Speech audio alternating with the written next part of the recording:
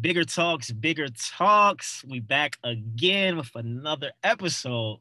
And I'm so happy and grateful in the moment right now because my next guest, Donna McGeorge, all the way from Australia. She's here.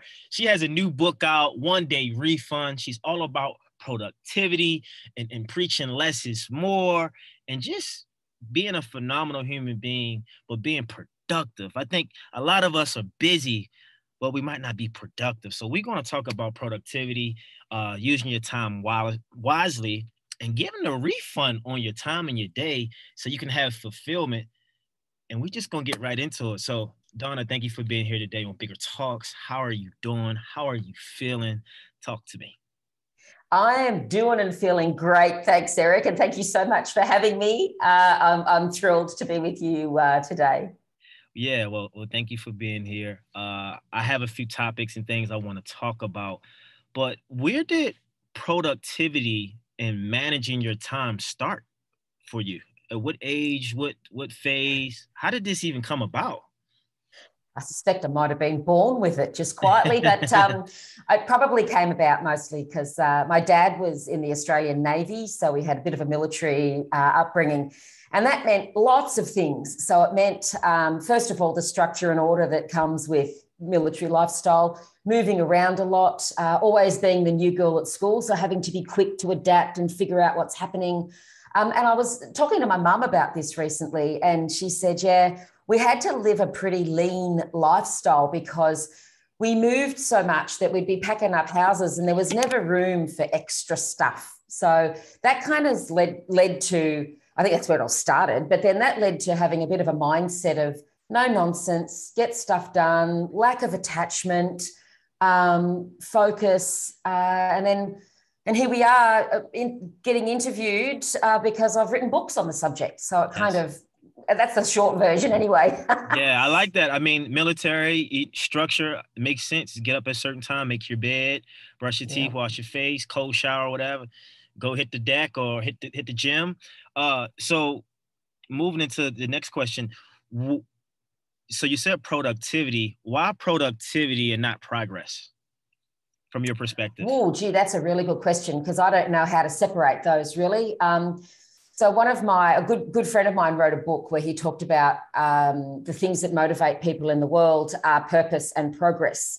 And I think in order to have progress, we've got to be productive about how we spend our time. So I probably think the link between the two of those things is intent or purpose or, how do I know I'm being productive? Well, probably because I'm making progress towards the goals I've set for myself, my purpose. So I would say they're not on opposite sides of the coin here, I wouldn't think. I think they're more of a journey. Yeah, they're together. They're kind of like both on either side of the spectrum, but more than likely to have progress, you have to be productive and you have to create that productivity. You have something, I don't know if it's, I read this in an interview, but I don't know if this is in your book, but you had a quote and it quotes, anything is possible when we are intentional. Can you elaborate on that? I really like that. Yeah, so I do think a lot of the times we operate out of a feeling of default or a sense of default. We kind of get up and we do the same things and we have routine and rituals about how we do the world. Some of them serve us very well and some of them not so much. And so for me, it's like, I work a lot in corporates and things like a meeting as an example. So people book meetings, show up to meetings, and it's like they're in kind of autopilot mode. And I'm like, what would happen if you were a little more intentional about how you showed up? What is it, at a very basic level, what do I want to get out of this meeting? Why these people? What is it that we're here to talk about? What are we trying to achieve together?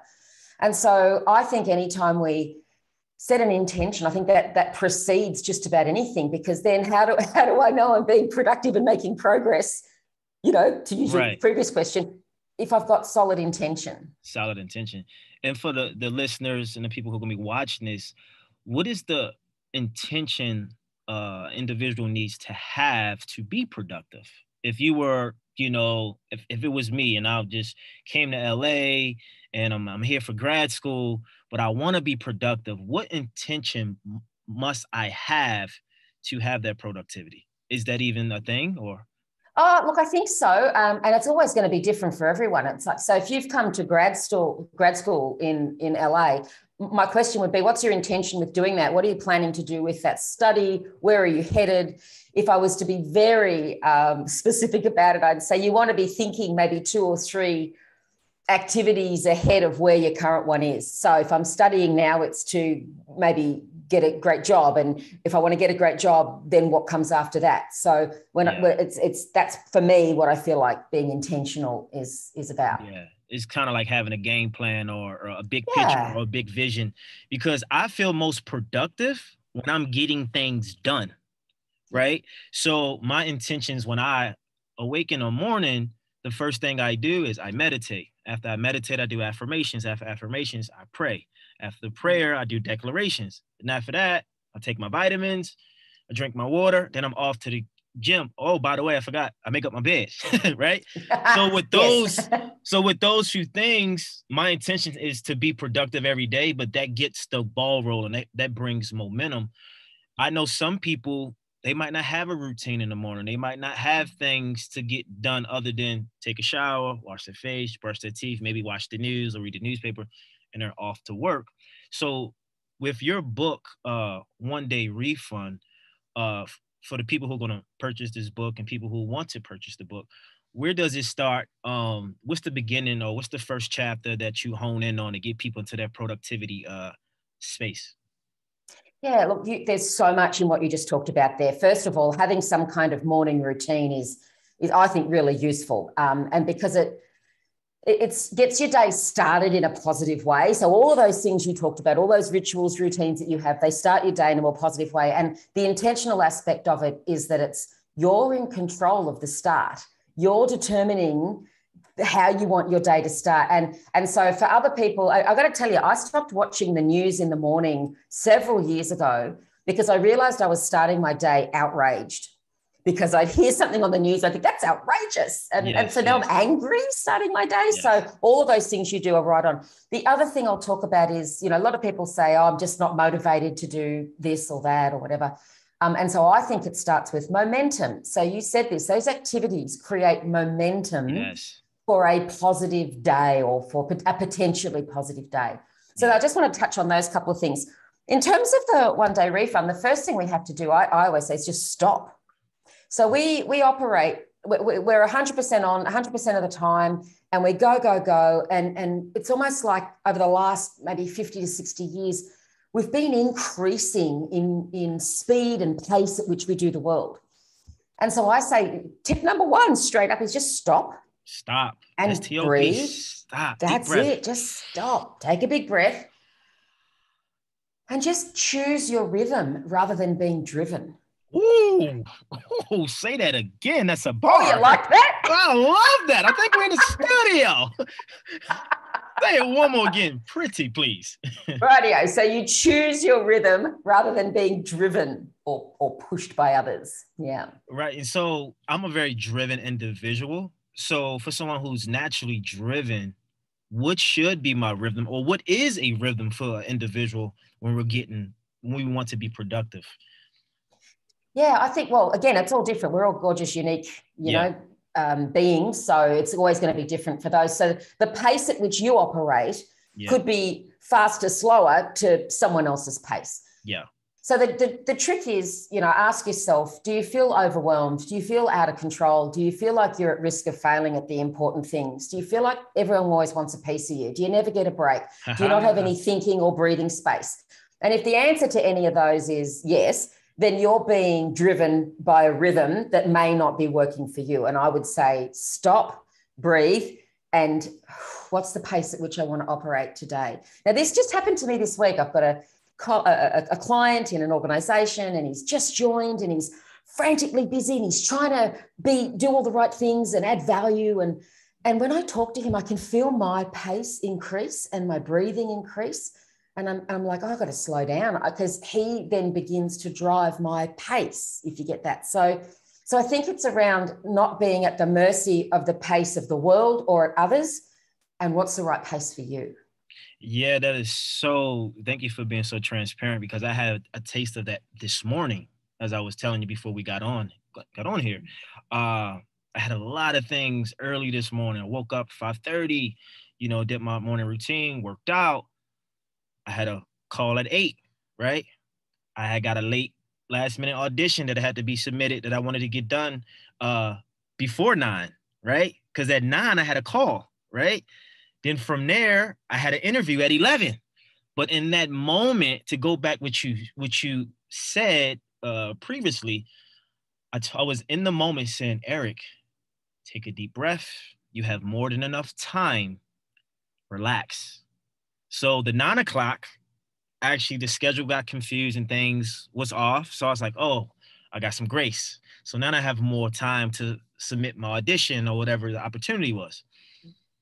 And I was like, man, what are you in a rush for? This is me asking myself. And I think maybe you can help us, and maybe you can help me understand, what is it in our world, in our society, that we feel like we gotta go, or we feel like we gotta get to the next thing without bracing ourselves and taking a pause? Like, what is that? Where did that come from? Where did that start? Have you done research, or do you even know? Because it's a thing. Yeah. Yeah. Look, not I haven't researched it deeply, but Yeah. the research that I've done in the writing of my books has been well, I know it started in the Industrial Revolution, Ah. when all of a sudden things like the electric light bulb were real triggers around how much more time we could use for work. And so once all of the machinery happened and we could increase, productivity, we could make a car every minute roll off the conveyor belt. Thanks, Henry Ford. Then that started to put pressure on people to really test. Can we do more? Can we do more? And, it's everything. I even think about watching athletes who are performing, and they're trying just to get that 1/100th of a second faster every single time. So there's always this urge. Just about every part of our world is pushing us to just do a little bit more. Can we just get a bit more done? And so I'm trying to remove the word more from my vocabulary. So someone says to me, how can I be more productive? I'm like, no. How about we just be productive? How do I get more time? How do I, get more capacity? I'm like, no. The desire when there's a problem to add or create more is very strong in us. Yeah. Whereas I'm going to say, what would happen if you took something away? So your morning this morning that we were talking about, what you were displaying there is, for the most part, that day was planned out. We just had a couple of unexpected things happen. Yes, right?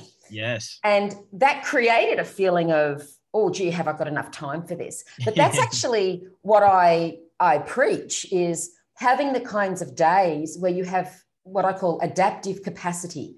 So there's sufficient capacity built into my day that if a great opportunity comes up, like an audition that I really want to be a part of, I got it late I've last got night. the space, right? I've got the space to do it. Whereas imagine if your day today had already been back to back, no gaps, no nothing. You'd have either had to cancel things, or you'd really be feeling like, oh, I have no time to do this well. Yes. So I applaud you for having the capacity to be able to fit in a couple of unexpected, great opportunities. Yeah. And that's the reason why I start my day so early, up at 5:30, doing my morning things and connecting with my spirit and getting in the gym. Because even if I didn't feel as accomplished, I know that first 2 hours of my day, I'm getting some momentum, somewhat, some way, to myself before anyone else. You have a saying, we need time to think and rest. So I want to ask you, what type of rest do we need? Because I know we can go to sleep at night or take a nap, but our mind is not at rest. So what type of rest do people need to have or think about having to be more productive, to create that space to be more fulfilled? Yeah, so for me, it's a fundamental that if you think of our mind like a muscle, so you just said you go to the gym, and I'm assuming that after the gym you feel, you're hot and sweaty and you may have a bit of muscle soreness or whatever. And so then you've got to rest your body or do some stretches or things like that just to reduce the pain or to accommodate the pain, really. Yeah, I feel better, actually. I feel like enthused. I feel enlightened. And I always say motion changes emotion. So I probably woke up heavy. Now and I feel more balanced. Like, yes, what's next? I feel great.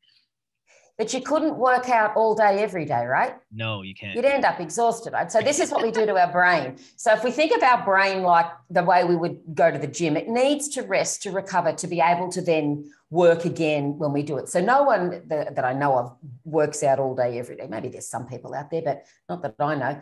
But so this is what we do to our brain. So we work it all day and we work it hard and we're constantly thinking and we're jumping from one thing to another and we're filling our calendars and we're just on.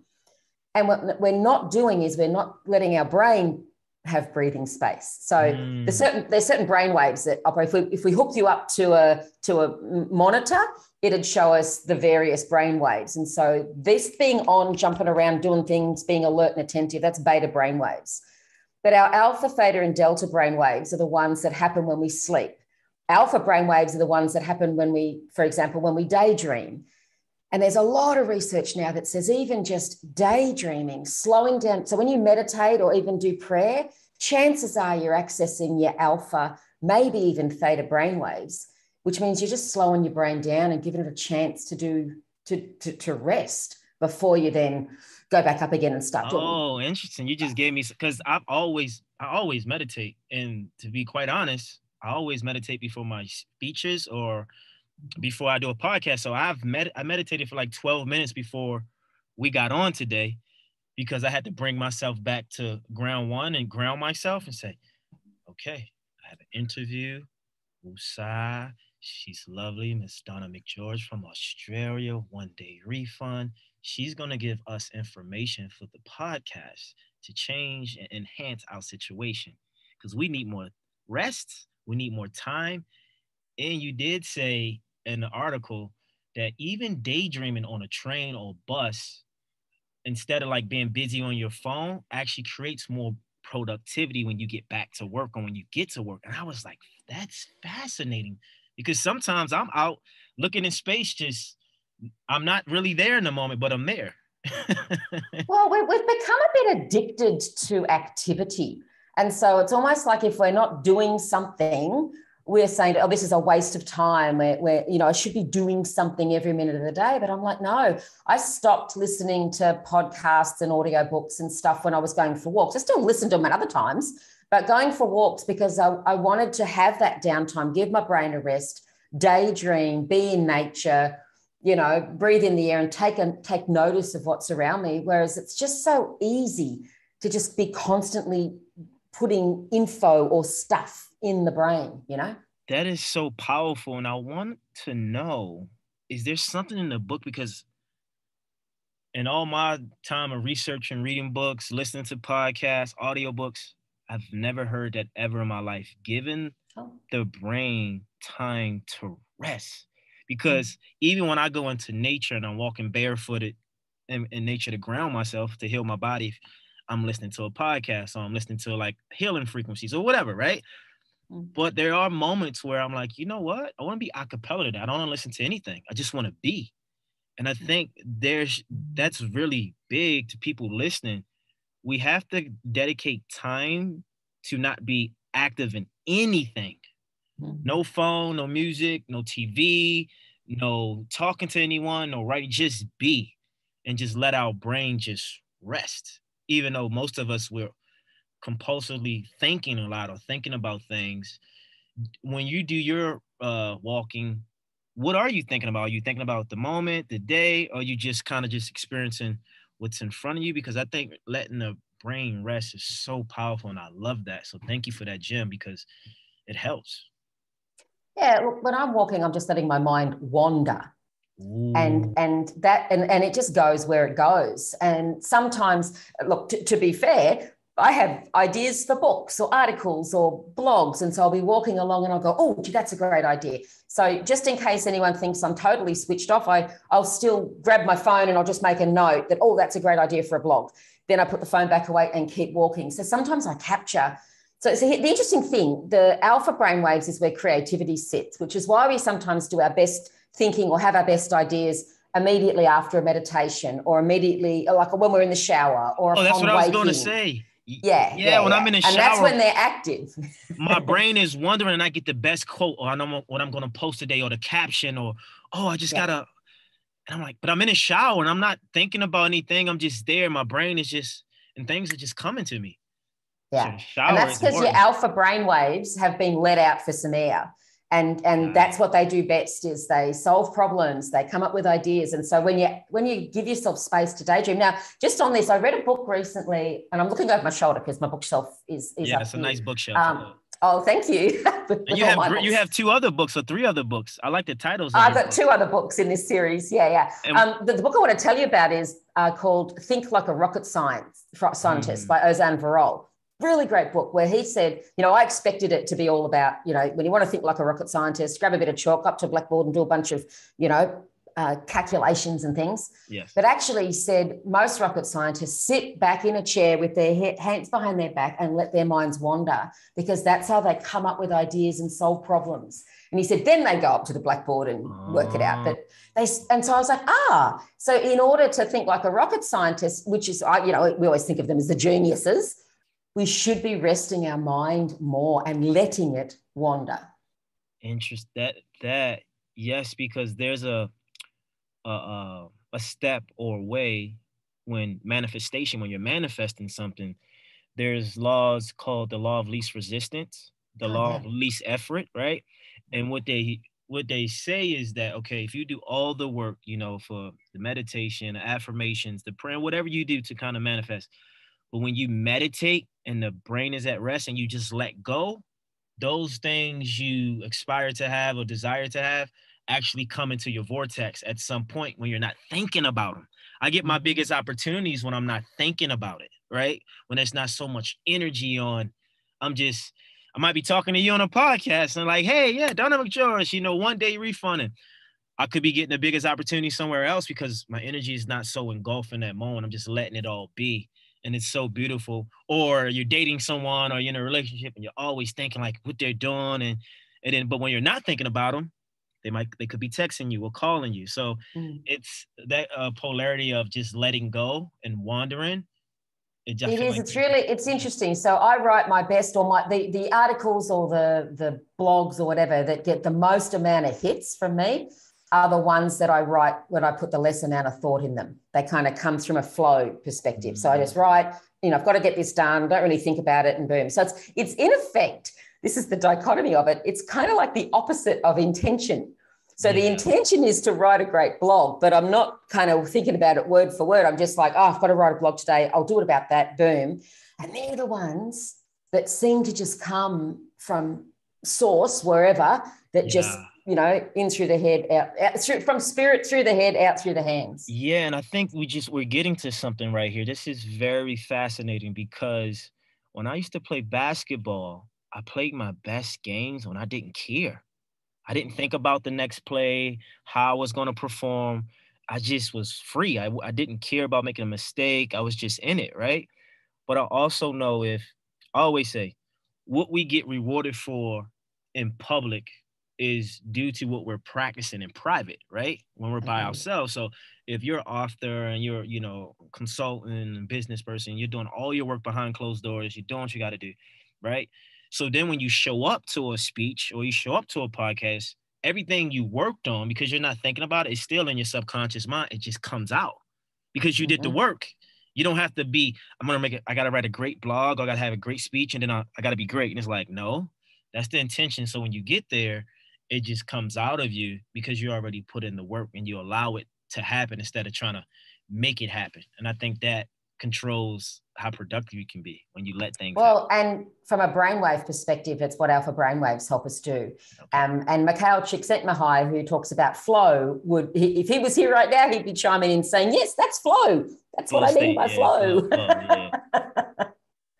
So when you're writing, and what type of flow do you have to be in to get a good, or how long does it take for you to get a good chapter in, or do you have to listen to music? Like, what is your intentions when you're writing? Are you just going, you just letting the pen go and do its thing, or the computer when you're typing? No, not usually. So, look, there's a couple of things. I don't listen to music. Well, if I do listen to music, it's what my husband calls my spooky spiritual music. So it's no lyrics. It's just kind of noises. Sometimes it's birds chirping and waves crashing, that kind of stuff you get in like a when a beautician's or when you're getting a massage, you know, that kind of music. Yeah.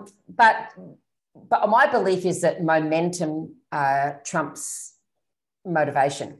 So it's rare that the muse descends and I just get filled with inspiration. What tends to more happen is that I just set time every day, so that you talk about what happens in private is what is then you get rewarded in public. In private, I just sit every day. I try to generate 500 words into a book if I'm writing a book. And I just do that every day until I've accumulated volume, and then I edit. So it's a much more structured process for me More micro. Look, occasionally I'll get some divine inspiration and I may be able to bash out 3,000 or 4,000 words. But usually to get 3 books written, it is more about daily practice, daily habits, and being micro. And daily habits than inspiration. And yeah, because for me, if I'm reading a book, I usually tell myself I have to read for 30 minutes a day. And so instead of saying I got to finish 5 chapters of the book, I'll just say like at least 30 minutes, and that over time, eventually it could take a week, 2 weeks, maybe a few days.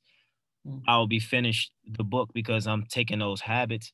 You had something that you wrote. You said, we need to find ways to compress time, batch our work, and create a good chunk of time, at least 90 minutes a day as a refund. Can you talk about that for us? I sure can. That's kind of the crux of the thing. Yeah. So if you were thinking about your routine that you had this morning, that you were talking about how you got up at 5 and you did your things, and from 8 o'clock you were on. And then you said there was a meeting or something got cancelled around 9 o'clock, which gave you a bit more grace. Yes. So too often we're at the mercy of that. So irrespective of what our work is, our calendars and schedules fill up, and then someone cancels something and we go, oh yeah, look at this. I've got a whole hour or whatever to myself. So I say, what would happen if you protected 90 minutes a day that was a meeting for yourself? Now, if anyone's thinking, oh my God, I can't do that, that's too long, whatever, I'm going to say, well, you know, why would you wait until someone cancels something to have grace in your day? Why wouldn't you schedule grace in your day?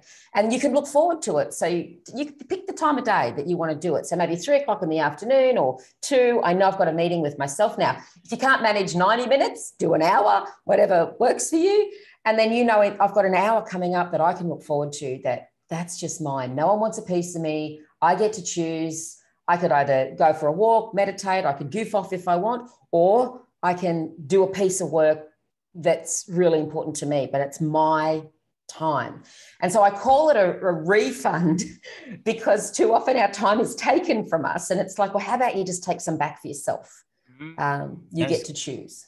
That's good. And to the most people I know that are highly successful, have great success, they time block. Yes. And I have a client, she talks about time blocking an hour or 2 for herself. She has a busy schedule, family, business. There's also a author, Stuart Wilde. He's long gone past, but he talked about every day, just try it out. Take an hour and don't do nothing. Just sit still, don't listen to anything, do nothing. And I did it for like a month. It was actually interesting. And then I grew to a point where I had a mentor tell me, it's like, you need to have a day, son, and you need to not do anything, because I felt like if I wasn't doing anything, nothing was getting done. But actually, I was able to get more things done and attract more abundance in my life by doing less, right? Mm-hmm. So it makes sense now. I just added that to my day. I'm not for 90 minutes a day. I'm going to find time. I'm going to do nothing. I'm just going to just allow myself to be. And because what do you suggest a person should do for 90 minutes a day for themselves? Well, it really depends, right? So one of the things I talk about is something called your activity horizon. So many of us are scrambling because our activity horizon's a bit behind us. We're scrambling to catch up with stuff that was due yesterday. We need to, get stuff done, or it's urgent and it's due now, this urgency, epidemic that we're in. And so I'll say, what if you use that time to do something that your future self would thank you for, to help you get your activity horizon in front of you? So instead of doing things that were urgent and due yesterday, I'm thinking about things a week from now, 2 weeks from now, a month from now. And so if you choose to use your 90 minutes to just do nothing, all power to you. I suspect your future self will thank you for that.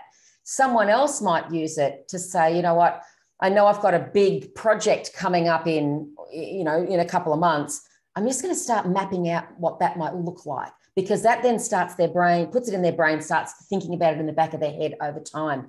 So I would say, for others, it might be meditate, prayer, go for a walk, take a break. They might use that time for reading. They might even catch up with a colleague or friend. I would say that the catch cry for that would be just do something that your future self would thank you for, that makes a difference to tomorrow or the next day.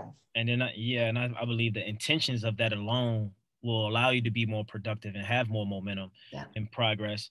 I want to go back to you saying momentum trumps motivation.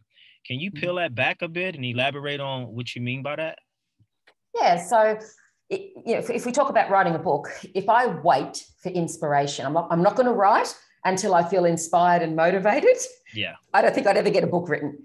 Whereas if I just sit every day and create momentum, just every day, a couple of 100 words, 500 words, that builds it up. And so I work a lot, I coach a lot of leaders, and they'll say to me, I'm really struggling with the motivation in my team, particularly over the last couple of years as the world has been a little crazy. And I say, well, why don't you worry less about motivation and focus on just some simple things that you can do each day as a team? And that creates momentum. And before you know it, the very things that you are waiting to be motivated to do, you've got 70% of it done, So that's what I always say to people, just start, do one thing, do something, anything to create movement and momentum. Yeah. And it's just all about that subtle or that little action can kind of create something. You just go, like I tell people all the time, just go to the gym. Just go there for 5 minutes. Don't do anything. It's going to create some type of momentum. Like, you know what? At least I spent 5 minutes on the treadmill today. That's enough. And then do that every day for the next 10 days. I guarantee you increase the time or you're going to want to do something else. It's momentum. I want to go back. You talked about batching content because this timing of this interview is significant for my life because I understand the power of batching content. I used to be like, oh, I'm not as creative when I'm trying to do a bunch of videos in one day, or so because of my schedule's been getting so rampant and tight and so much going in. Yesterday, I had to sit myself down and say, okay, on these days, I'm going to do these videos on those days, because then what happens is all of the content that I'm creating that needs to go out is already shot and done, right? Say I do 5 videos, motivational videos on Sunday, boom. Then, okay, I got, app content. All my app content is upload, ready to be, boom, done. And now I say, if I'm writing a book, okay, I wrote for 2 hours today. So now when the week start, right? Or Monday or Tuesday, whenever my week start, I don't feel overwhelmed. Damn, I didn't put a post out today. My followers or my viewers, I feel like I'm lacking. And I think that's the space that I think most people should try to take if they can, batching content and blocking out that time of getting as much as you can get done and be productive, because then you'll save time on the back end when next week all these unexpected things come in. You don't feel pressured to post or do something you haven't done in so long because it's already done. So do you batch your work a lot? Every day, my friend, because I get the benefits of it. So you just said a whole bunch in there. Yeah. So first of all, we get into a rhythm. So I also create videos for content. And so what happens is I set the intention. Today's a recording day. And whether I feel motivated or not to do that is irrelevant. Whether I feel inspired or creative is irrelevant, because I've got my scripts, I've got my stuff, I know the content I want to do, camera goes on. By the time I'm into my second, shot or second piece, I'm in the zone. So that's a classic example of momentum trumps motivation, because by the time I'm done, and in fact, sometimes I'll say, you know what, I think I might do 6 more because now I'm in a zone, momentum, right? So, baby. Yeah. Right. So that's one thing. The second thing is I also batch according to the clock in my body. So we pay too much attention to the clock on the wall versus the clock in our body. And if we pay attention to the clock in our body, it shows us how to batch work throughout a day. So we're more mental. So when you say you get up in the morning and there's a routine you do that's your spiritual routine and get in touch with your your spirit. Then you're ready to start work, say around 8 o'clock-ish by the time you've done all your bits. And so the research definitely shows that we're more mentally, most of us are more mentally alert in the morning up until around midday. And then we become more physically dexterous, or we can do routine ritual stuff that doesn't have to think. We're physically better in the afternoon. And so I batch the work that requires high levels of mental intensity for the morning. I protect that time really, really strictly. I don't give it away that freely, because that's the time I want to do the stuff where I really need to have my smarts switched on. Early in the morning, I typically start my workday around 8 o'clock as well. So from 8 till 10, I rarely do meetings or things that require, things that don't require my smart. So email is a classic example of this, right? Most of us come into work or sit and start our day, and the first thing we do is we bombard ourselves with emails. Yeah. I'm going to say, no, don't do email for the first 2 hours. You can wait till later on. Plan the night before what you want to do. That's intentional. What you want to do the next day, right? Yeah. And then so for you, it might be write a few, and for me, produce a few blogs, write a couple of chapters, get some videos made. And then you're absolutely right. In the old, good old Stephen Covey and his 7 habits, the big rocks are done. Yeah. Now, whatever happens. The rest of your day, is and they say morning time is the most, because I was listening to an audiobook called The One Thing. Yeah. And he talked about Michael Phelps, how he had ADHD. And he talked about discipline, how being disciplined is great, but it also can be bad if you're disciplined at the wrong thing. But Michael Phelps, because he was so attention deficient where he couldn't focus, he did that one thing consistently every day. He was disciplined, swimming every day. That one thing took him to the top. And so what I took from that was that, and the book also discussed having willpower. We get most of our willpower early in the morning. Or early in the day, when the willpower shuts down, it's hard to be disciplined. It's hard to make decisions. It's hard to have that meeting and be sharp. So that's some good feedback, and also planning your day at night. And then, I guess you go to bed on it, and then you'll be ready in the morning. Well, there's a couple of things. So first of all, I want everyone to have a good night's sleep. That's straight up. So I'm going to say at the end of the day, I want you to do some kind of brain dump where you just offload everything, what's on your mind, write it all down, get it out of your head so it's not going to wake you up in the night. That's one thing. Second thing is, how many decisions, because you're right, how many simple decisions can I make this evening? What am I going to wear? What am I going to eat? What route am I going to take? If I'm going somewhere, where am I going to park my car? Just research a few bits and bits. If I've got kids, what have they got on the next day? Got to pack bags, get gear organized, whatever. Do all of that. And I call it an hour of power. Yeah. If we do an hour of power in the evening where we just make a bunch of decisions about things, then we start our next day cleaner. And you're right, it's decision fatigue is what we're talking about. It's decision fatigue. And so if we can make a few that don't require a lot of energy, like what am I going to have for dinner tomorrow? What am I going to eat? If I've got my breakfast organized, just some bits and pieces. So I start the day, look at this. So in effect, a productive day always starts the night before. Got it. I like that. A productive day always starts the night before. That is so true. And it's interesting because now you got me thinking, because I journal in the morning once I come back from the gym. I do like my affirmations or my gratitude statements. I write my least dominant hand, and then I do my to-do list, right? So I'm thinking if I do that at night, or at least the to-do list, right? Well, because I attach that to feeling productive. Like, okay, I got my to-do list. I did my little morning write-in. And so I'm just trying to figure out, when you do your action items at night, are you doing it on the phone, or are you writing it down on paper? Is it by your bed? Is it in the kitchen? Like, where do you, because I have to see it to kind of like take it in. Yeah. So I'm a big fan of I'm old school. Yeah. I like writing stuff down. So I have a planner that I have, and I empty my brain out in the morning on paper. Like, I just on a piece of paper, I just empty my brain out in the morning so that I'm clean in the start. So it's called a wipe the mind. Okay. Or Julia Cameron, also, she wrote in her book, The Artist's Way, talked about morning pages. It's a very similar thing. To stream of consciousness, empty out your head in the morning. But the evening one that I do is a little bit more light to-do list. What am I going to get done tomorrow? bit way more intentional. Okay, got it. Okay. And so, and I'm turning around because it's behind me on my desk, that I write it down. And it's also laid out according to 4 quadrants of the day. So so I don't just have a to-do list. I go, right, what am I going to do in the first 2 hours, the second, the third, the fourth of an 8-hour workday? So this task I'm thinking of, what part of my brain does it need? What's the best time to do it? So that's kind of taking batching and time blocking to kind of another level. Yeah. So it's not just I protect time to do a task. It's like, what's the best time for me to protect to do that? Yeah.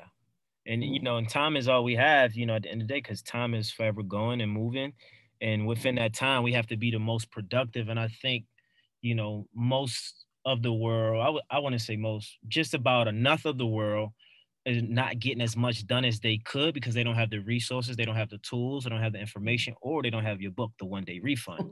So the question is, how do we get the book? Where can we find it? And how do people find you and get into your vortex and your world of what you provide in a productive time blocking space? Beautiful. So you'll find me at donnamcgeorge.com. You'll get the book at all of the major online stores, Amazon, etc. And particularly if you're ordering it from, if you don't want to order it from my website because you don't want to pay shipping from Australia, I promise you that. So order it at Amazon.com in the US or any of the online bookstores that are your favorites. You can get that there. And then, of course, I've got quite an unusual name, Donna McGeorge. There aren't many of us in the world. Yeah. I'm across all the major social media platforms. And I was told once that I was a shameless self-promoter, which I think they meant as an insult, but I took it as a compliment. So, yeah I'm pretty active, and I'm always sharing tips and ideas and thoughts. So I'd welcome any of you to come join get in my orbit. Yeah, we want to learn from the oracle. You have all the information for us. What is, before we get off here, what is a few takeaways you want the listeners and the people who are going to buy this book to take away from the book? Like, what do you really want them to understand and know for their benefit? Yeah. I want them to understand and know that they say who, they say when, they say you can decide. You're the master of your time. And too often we give it away without really thinking about it. So being intentional. So the first thing I'll say is you're in control. You get to choose how you spend your time. Now, you're not going to know how to decide that if you haven't got some level of plan or idea or knowledge of what's important to you. So I'm going to say stop, take stock of where you're at, figure out make some decisions about what are the most important aspects of your life. Very rarely do people say the most important thing in my life is my work. Work is usually a means to an end. I work for, to have choices in my life, to provide for my family, to travel, whatever it might be. So be really clear on what that is. So it's to stop, take stock, and make some decisions. Then from then on, it's really quite easy to be productive, because once you know the most important things to do, you just do those, and all the other rubbish just kind of falls away. It's really like magic. Yeah, it's so important. And, take stock, people, take your time, take a deep breath. What is important? What do you value the most? Because I believe from Donna McGeorge's voice, it's not work. Work is the means to an end, right? To have better choices or maybe a better life or options. I just want to say thank you for being here. Thank you for giving us this time and this energy and this essence of yourself to help us create a more productive, fulfilling day. Because you just help me, help myself, help others, with time blocking, intentional lists at night, emptying your mind in the morning, and just feeling good about not doing anything for a bit and just letting my brain rest and also wander. I think that is so key in today's world. So just want to say thank you. We appreciate you here on Bigger Talks. Everyone, go get her book, One Day Refund. Get some time back. Refund that. Get the time you need and deserve. And you also worked for, but you just don't know you have it because you haven't took it back yet. So Donna McGeorge, this was amazing. You're phenomenal. And thank you. Thank you, Eric. Thanks for having me. Have a good one. Peace.